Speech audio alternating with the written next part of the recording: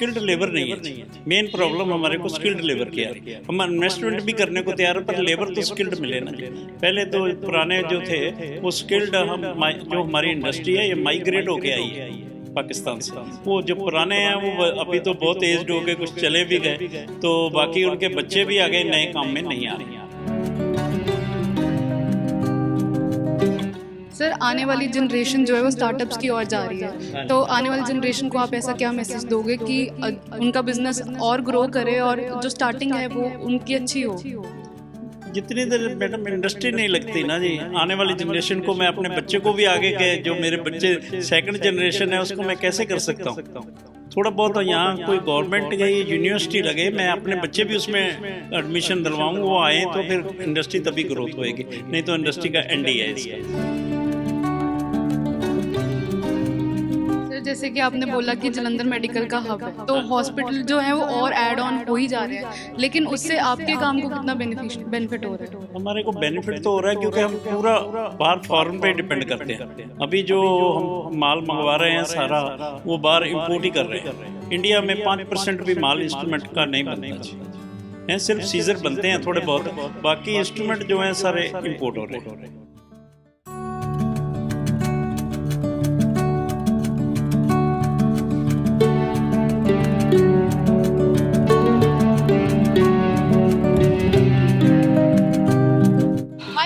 पंजाब केसरी देख रहे सभी दर्शकों का स्वागत है। मेरा नाम है रिद्धि भंडारी। बिजनेस टॉक के इस तीसरे एपिसोड में हम पहुंच चुके हैं जलंधर की सर्जिकल इंडस्ट्रीज में। भाई डॉक्टर्स या ऑपरेशन से हमें बहुत डर लगता है। जब भी हम डॉक्टर्स के हाथ में कुछ कैंची या कोई सर्जिकल इंस्ट्रूमेंट देखते हैं तो भाई वहीं से हमारा डर शुरू हो जाता है। लेकिन आपको पता है कि ये इंस्ट्रूमेंट्स बनते कैसे हैं? अगर नहीं तो चलिए मेरे साथ चलते हैं अंदर और जानते हैं कि सर्जिकल इंडस्ट्रीज के इक्विपमेंट्स कैसे बनते हैं।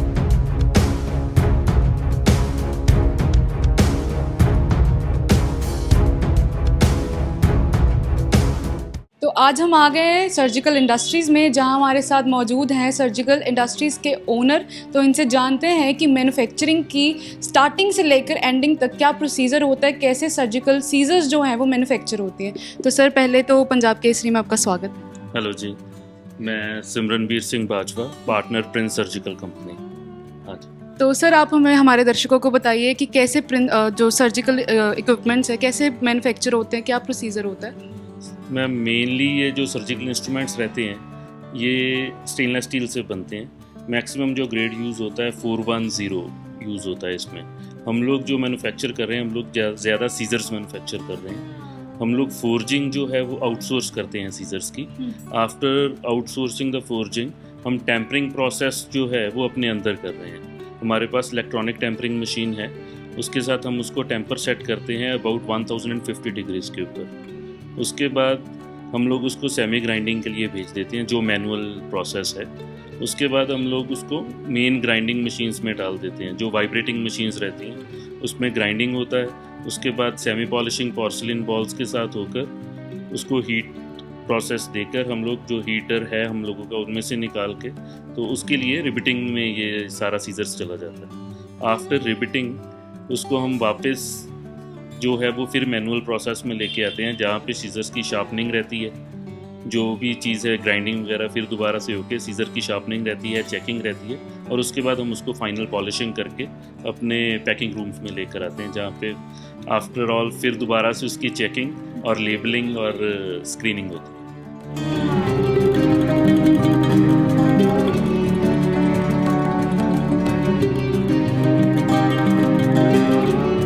सर आप सबसे ज़्यादा एक्सपीरियंस्ड हैं इस इंडस्ट्री में, तो आप बताइए कि आपने इस काम की शुरुआत कैसे की थी? फ्रॉम द फर्स्ट टाइम कैसे आपने इस काम की शुरुआत की थी सर? बच्चे ट्रेंड होके आगे इस इंडस्ट्री में आ रहे हैं, पर हमारे ऐसा कोई भी इंडिया में ऐसी यूनिवर्सिटी नहीं है जिसमें सर्जिकल की कोई ट्रेनिंग दी जाए। तो हम उम्मीद करते हैं सेंट्रल गवर्नमेंट हमारी इसमें हेल्प करे। तो हमारे जो कोई है आदमी इधर से हमारे क्लस्टर के या दूसरे वो जर्मन में भेजें, वो कैसे ट्रेनिंग ले रहे हैं, तो हम भी अपने बच्चों को ऐसे आगे ट्रेनिंग दें। तो ये सर्जिकल का जो काम है इंडिया में ये बहुत आगे, जैसे जैसे हमारा हब था जलंधर, ऐसे हब बिल्कुल ऐसे ही रहे। सर जैसे कि आपने बोला कि जलंधर मेडिकल का हब है, तो हॉस्पिटल जो है वो और ऐड ऑन हो ही जा रहे हैं, लेकिन उससे आपके काम को कितना बेनिफिट हो रहा है? हमारे को बेनिफिट तो हो रहा है क्योंकि हम पूरा बाहर फॉरेन पे डिपेंड करते हैं। अभी जो हम माल मंगवा रहे हैं सारा वो बाहर इंपोर्ट ही कर रहे हैं। इंडिया में 5% भी माल इंस्ट्रूमेंट का नहीं बनता जी, हैं सिर्फ सीजर बनते हैं थोड़े बहुत, बाकी इंस्ट्रूमेंट जो हैं सारे इंपोर्ट हो रहे हैं।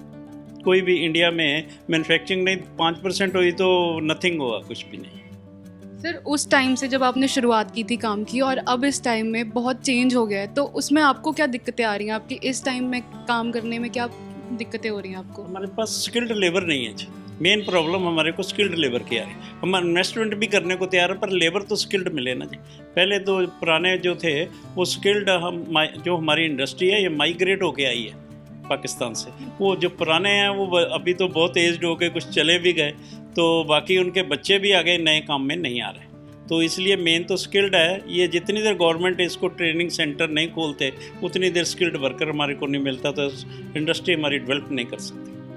सर जैसे कि देखा जाता है कि आजकल काम को बढ़ाने के लिए लोग जो है अपने कस्टमर्स को अट्रैक्ट करने के लिए बहुत सारी अलग अलग चीज़ें करते हैं, तो आपने ऐसा क्या, आप क्या करते हो ऐसा डिफरेंट उनसे हट के कि आपका जो बिज़नेस है वो और ग्रो करे? हम तो उनको काम तो पूरा डिपेंड तो इंपोर्ट पे ही है। हम तो उनको क्वालिटी इंस्ट्रूमेंट ही दे सकते हैं क्योंकि ये लाइफ के लिए है इंस्ट्रूमेंट जी, लाइफ सेव के लिए इंस्ट्रूमेंट हैं। हम तो इनको क्वालिटी ही दे सकते हैं, तो क्वालिटी के ऊपर ही अट्रैक्टिव कर सकते हैं। सर आने वाली जनरेशन जो है वो स्टार्टअप्स की ओर जा रही है, तो आने वाली जनरेशन को आप ऐसा क्या मैसेज दोगे कि उनका बिजनेस और ग्रो करे और जो स्टार्टिंग है वो उनकी अच्छी हो? जितनी देर मैडम इंडस्ट्री नहीं लगती ना जी, आने वाली जनरेशन को मैं अपने बच्चे को भी आगे के, जो मेरे बच्चे सेकंड जनरेशन है उसको मैं कैसे कर सकता हूँ? थोड़ा बहुत यहाँ कोई गवर्नमेंट की यूनिवर्सिटी लगे, मैं अपने बच्चे भी उसमें एडमिशन दिलवाऊँ, वो आए तो फिर इंडस्ट्री तभी ग्रोथ होएगी, नहीं तो इंडस्ट्री का एंड ही है इसका। तो सर आप हमें बताइए कि सर्जिकल इंस्ट्रूमेंट्स होते क्या हैं, कैसे मैन्युफैक्चरिंग होती है, या क्या इसका प्रोसीजर है सब? जो भी सर हमारे सर्जिकल इंस्ट्रूमेंट्स हैं वो डॉक्टर को सर्जरी के लिए यूज़ करने होते हैं। इसका प्रोसेस आपको सिमरन जी ने, मैन्युफैक्चरिंग प्रोसेस सिमरन जी ने आपको बता ही दिया है। उसको यूज़ किस डॉक्टर ने करना है सर्जरी के टाइम में। तो सर एक्सपोर्ट करते हो आप, क्या आगे रिटेल करते हो, होलसेल, क्या आपका काम आगे क्या है इसके लिए? नहीं, हमारा कुछ परसेंटेज यहाँ पे हम मैन्युफैक्चरिंग करते हैं और कुछ परसेंटेज हमारा इंपोर्ट होता है। बाकी एक्सपोर्ट कुछ यहाँ पे डीलर्स एक्सपोर्ट करते हैं, 95% हम इंडिया ही कवर करते हैं। इंडिया में कौन कौन सी स्टेट्स कवर करते हैं सर आप? ऑलमोस्ट सभी स्टेट्स को कवर करते हैं। और जैसे जलंधर मेडिकल हब है तो यहाँ पे सबसे ज़्यादा ज़्यादती होगी, तो यहाँ पे कहाँ कहाँ मतलब आपकी सप्लाई होती है? जलंधर हब होने की वजह से हमारी जलंधर में सप्लाई कहीं भी नहीं होती है। हमारे जितना भी सप्लायर्स हैं वो थ्रू इंडिया सभी जगह करते हैं। तो जैसा कि आपने देखा कि कैसे सर्जिकल इक्विपमेंट्स की कैसे स्टार्टिंग से लेकर एंड तक हमने सारा प्रोसीजर देखा कि कैसे सीजर जो है या सर्जिकल इक्विपमेंट्स जो है कैसे प्रिपेयर होते हैं। तो ऐसी ही इंटरेस्टिंग वीडियोस के लिए आप जुड़े रहिए हमारे साथ बिजनेस टॉक के एपिसोड्स में। कैमरामैन मोनू के साथ मैं रिद्धि भंडारी, पंजाब केसरी, जलंधर।